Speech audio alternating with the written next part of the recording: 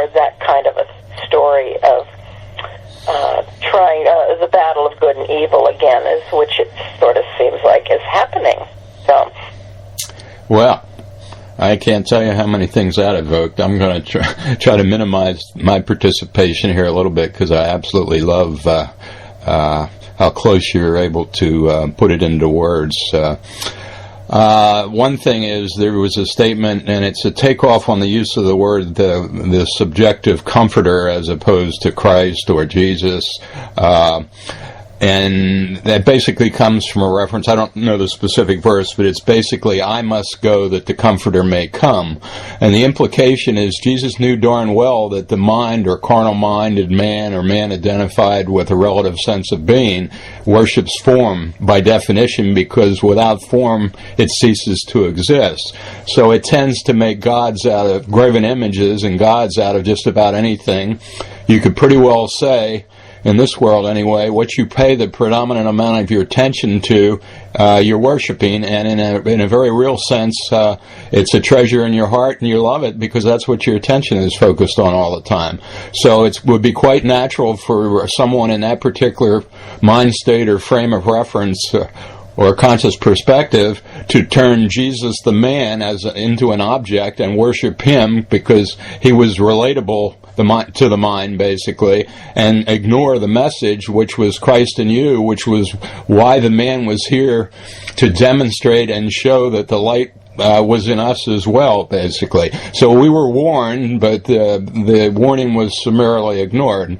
Now, as far as how should we say? We'll say the dark forces, or forces of negation, or the negative destructive forces, which are really just spiritual recycling at the highest level, where there's a particular pattern of energy that's taken the creative expression of God as far as it can go, so it gets recycled into a higher and more creative form ad infinitum, basically.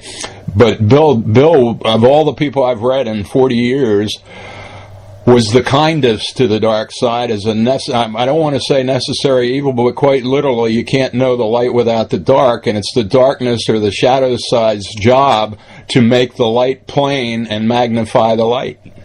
Yes, that's really true. He did do that, which has been beautiful, because then you don't fear what's going on or think that it actually does have power, because obviously there is no power in what is not. And to really see that it's extraordinary. It really, that's where the freedom happens.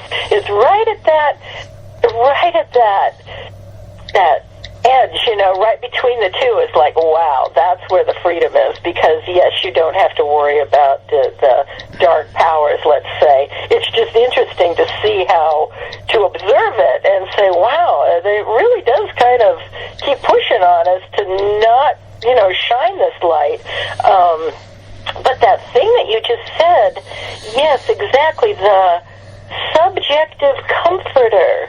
I have to leave so that you can find the truth yourself. I mean, however you said that was just cool. That was beautiful, because it is. We find the subjective comforter. Meaning that we find that the real light of truth, and it isn't in a form, because all form comes and goes, and we know that.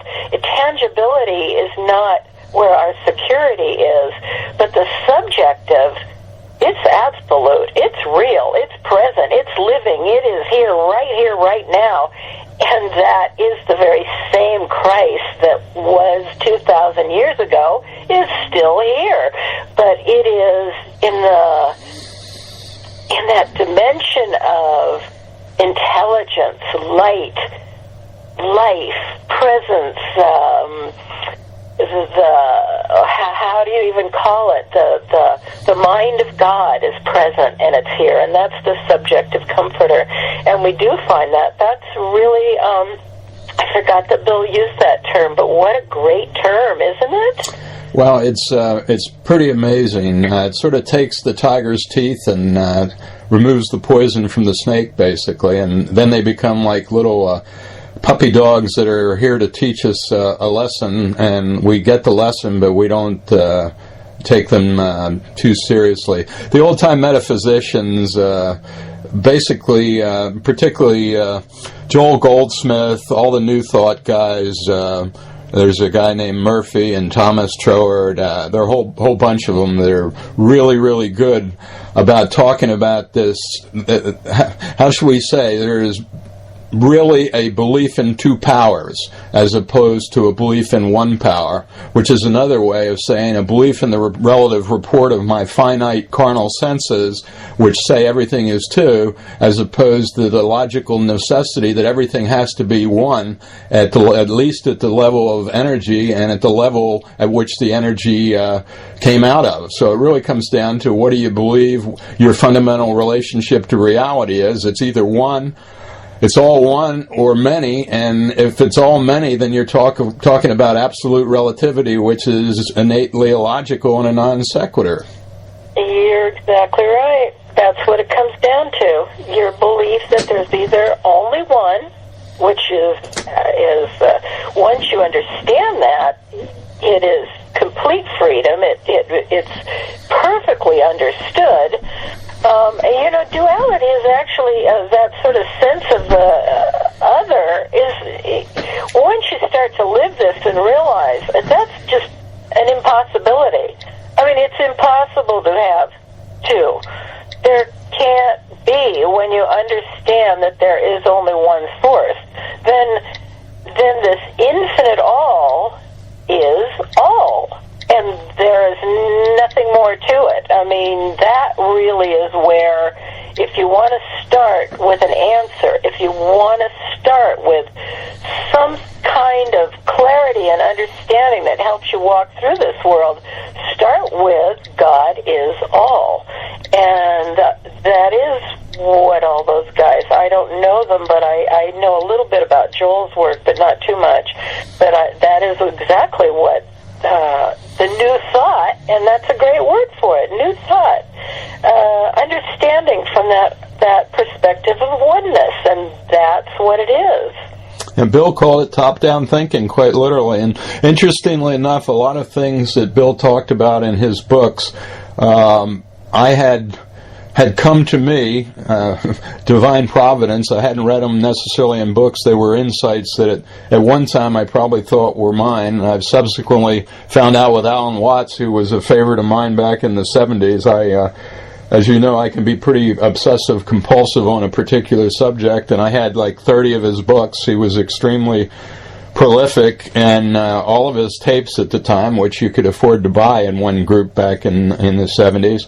And I would go along and my insights would expand, and I got into the habit of underlining and rating ideas or thoughts that I picked out of books, 1, 2, 3, 4 star. So a lot of my books, I could go back there and actually do a review of the particular thoughts that really struck me. And I guarantee you, if I picked up one of those books today and took a 4 star, I would say, gee, I thought that was my idea. And now what it was, he had planted a seed, sort of like these little sparkles that I think were sort of the Johnny Appleseed of the spirit going on here. I would say, my goodness, that was his thought, a particular thought, but it flowered in my mental ground in a particular way, unique. And I think that's the greatest message. I see you as a living testament to Bill's teaching. The books are important, but you're sort of a whole package. We're all wrapped up into one, and you're like Bill. You love life. You love the individual expression of life, and you don't want to throw out the baby with the bathwash, and that warms my heart. Yeah, and also about the books thing. Yes, it is actually.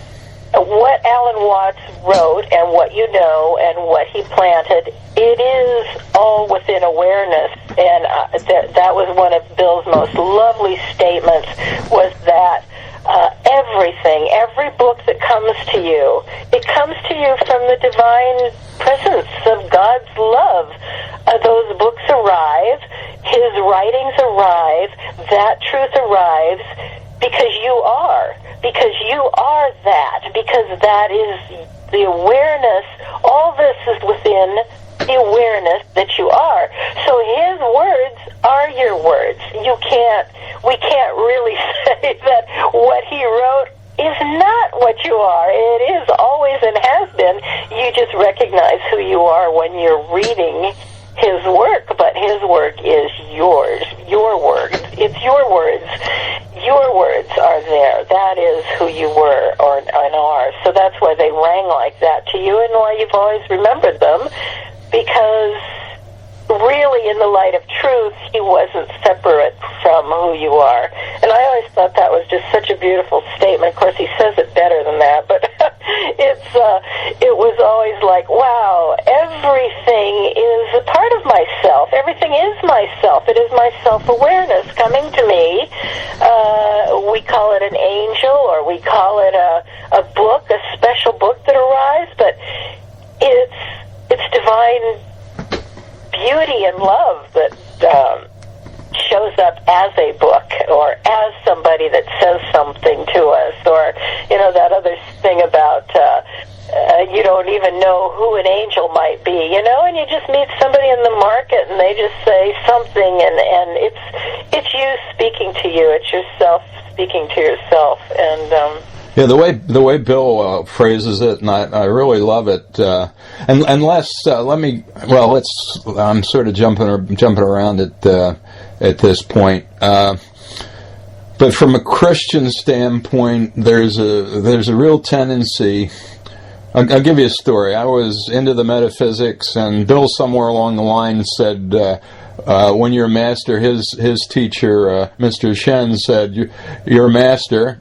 Don't abuse it." And when I was younger in this understanding, I would play little games with it, which is abuse, quite obviously. But kids would come in and witness for a particular local pastor, and the pastor, Daddy Rabbit, would be outside, and the kids would come in, and I was as gentle as I could be, and I'd sort of try to explain the subjective view in the context of Christ as I understood it. And eventually the Daddy Rabbit came in and sat there and listened to me talk for a while, and I said, "That's not Christianity, that's not true, that's not what the Bible says." And the immediate response to me that came to me was, "No, that's not what you say the Bible says, it is what I see the Bible is saying. So what we're really arguing about is particular perspectives of the one truth. Let's look at the truth and find the common ground that we can agree on and expand outwardly." It's sort of like the marriage rings for that marriage counseling thing. I forget what it was called, but they had two interpenetrating rings. If you work on the differences, the spaces that don't coincide, then the two circles, which are essentially the same thing, equivalent, you become more and more double vision, basically. But as you work on the common ground, the circles, more and more common ground, the circles are eventually realized to be one, or the same mountain is seen from the mountaintop, embraces all views and denies none. Yeah, I guess as you say, though, that was like in your younger days, and you were trying to say something, and for me, and you've probably learned it too, but for me, there's no point in trying to explain anything to anybody, really. You just live it, and you live from that mountaintop, and you don't even have to argue. It's quite amazing how just being it with this presence, it really makes everything so simple and smooth and gentle, and you don't have to change anybody, you don't have to tell anybody what to do, you don't have to preach it, you don't, you just, from this understanding, it makes no difference, because it's all beautiful from here,